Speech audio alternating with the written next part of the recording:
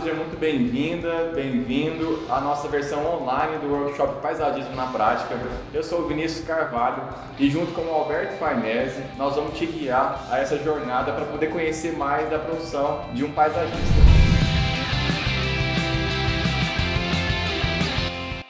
Vamos então aprender a projetar com extrato arbóreo, com as árvores. Nós temos basicamente dois tipos de árvores, né? A morfologia vertical e a morfologia horizontal. Imagine na horizontal, por exemplo, um flamboyant, né? Cuja copa é toda horizontalizada e, por exemplo, um cipreste italiano que tem a sua forma mais verticalizada, tá? Então, basicamente são essas duas morfologias que a gente tem em vegetais do extrato arbóreo. Então, como é que a gente pode usar esses dois tipos de árvores, né? Tanto o vertical quanto o horizontal? O vertical é muito usado para a gente poder dar a sensação de ponto focal. Lembra lá nas ferramentas de projeto que a gente tinha visto? O ponto focal é muito importante. Então, quando a gente faz o enfileiramento, por exemplo, de vários ciprestes, ou de palmeiras, por exemplo, a gente consegue colocar esse ponto focal, uma perspectiva.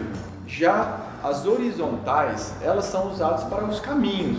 Por exemplo, uma rua, né, num passeio que a gente consegue tranquilamente passar por debaixo daquele teto, a gente se sente num lugar aconchegante e aquele lugar está gerando sombra para a gente. Então, basicamente, os grupos horizontais vão nos proporcionar sombra, né, esse conforto, e os grupos verticais vão proporcionar esse ponto focal. É claro que a gente também consegue gerar sombra, né, com os grupos verticais, né, uma vez que quando o sol bate, por exemplo, num conjunto de ciprestes, num conjunto de caizucas, isso vai gerar sombra. Mas geralmente as filas, né, de caizuca, de cipreste, são muito usadas para poder diminuir o ruído, diminuir os ventos que a gente tinha comentado, né? Então, geralmente é para isso que se usa esses enfileiramentos de grupos verticais. Bom, como é que a gente pode compor então com as árvores? Basicamente a gente tem dois tipos, os grupos homogêneos e os grupos heterogêneos.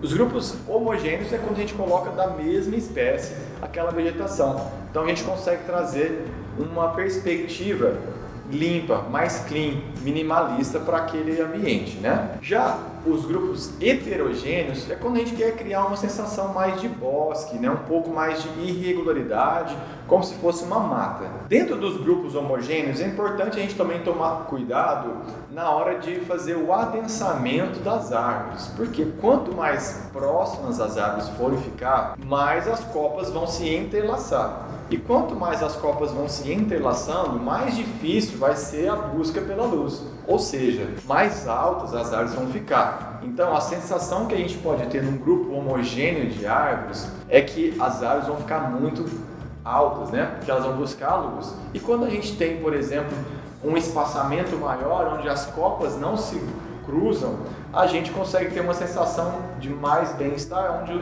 flui mais a luz e flui mais o vento. Então tem que ficar atento na hora de fazer essa composição em praças, bosques, sobre o adensamento das árvores.